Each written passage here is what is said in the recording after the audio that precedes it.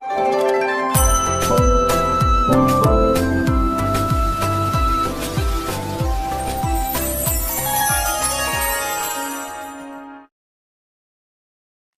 जगन्नाथ मु दिवाकर दास आपण मानक प्रणाम करुच्ची।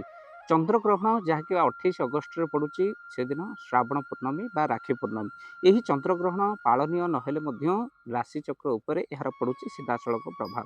अनेक राशि माने लाभवान प्राप्ति करें चंद्रग्रहण प्रभाव। आप जानते सूर्य पराग बा चंद्रग्रहण जार सीधासलख राशि चक्र उपरे पड़े प्रभाव। आउ किछि राशि बहुत लाभवान होला बेले किछि राशि से अपनीति होता है सूर्य पराग बा चंद्रग्रहण से शुभफल प्राप्ति करना किंतु चारोटी राशि यही चंद्रग्रहण शुभफल प्राप्ति करने को जाउछंती बा 28 अगस्ट जो चंद्रग्रहण जहाँ पालनीय नहेले जहाँ राशि चक्र उपरे ये चारोटी राशि बहुत शुभफल प्राप्ति करेंगे। तो क्यों चारोटी राशि?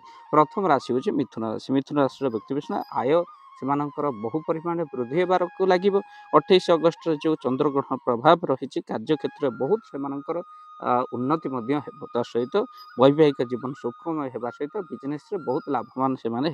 मिथुन राशि व्यक्ति विशेष पर बिछा राशि व्यक्ति विशेष से रही काम से पूर्ण हो आउे से अटकी धन प्राप्ति हम। लव लाइफ टेंशन दूर हो वैवाहिक जीवन सुखमय हो आउ फायदा ही फायदा प्राप्ति करेंगे। ये हूँ बिछा राशि व्यक्ति विशेष माने जो माने कि चंद्रग्रहण सीधासलख सुविधा प्राप्ति बा शुभफल प्राप्ति करेंगे।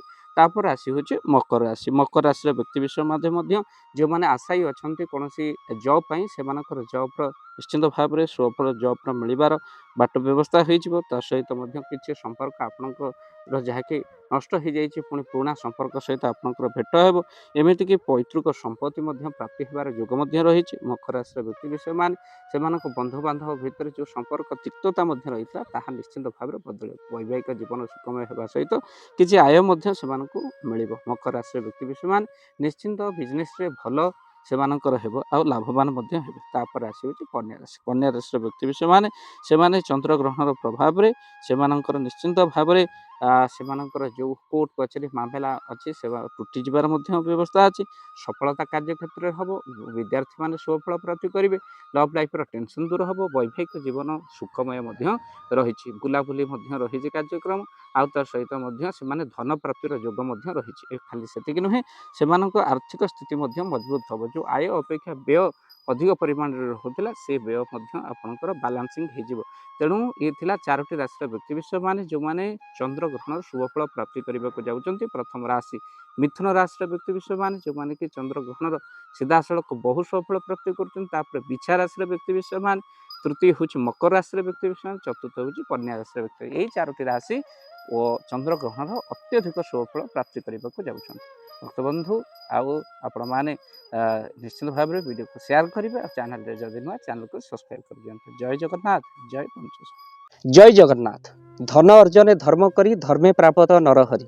आपण को उपार्जित धन को जदि धर्म कार्य लगे चाहूँगी किसी असहाय असुस्थ व्यक्ति पाखे आम प्रतिदिन पहुँचू आउ किसी सहयोग करूँ। जदि आपणकर से गुंडुची मूषा भली दान से कार्य लगे चाहूँगी स्क्रीन रे चली ए नंबर रे एबे कॉल करंतु। आमे दबु आपन को फोन पे नंबर आपनकर जेतिकी समर्थ रही सामर्थ्य अनुसार आपण प्रदान करेंगे आपणकर अर्थ राशि। एबे आपण जानिक आनंदित हेबे। गोटी एम्बुलेंस किणा जाइछि केवल रोगी सेवा पई। जदि आपणकर किछि अर्थ से एम्बुलेंस पई आपण सहयोग करिबा पई चाहंती तो एबे कॉल करंतु एही नंबर रे। आपन को अशेष धन्यवाद। जय जगन्नाथ।